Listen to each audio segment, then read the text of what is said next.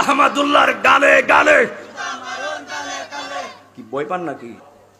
আর আজকে আমি কয়া যাই এই সিকান্দরপুর জমিন থেকে যদি আল্লামা তাহির হুজুরের কাছে ওই বেয়াদবটা 2 মিনিট না শুধু 1 মিনিট বসতে পারে আর ঠিকতে পারে, আমি তাকে 1 মিলিয়ন টাকা উপহার দেব।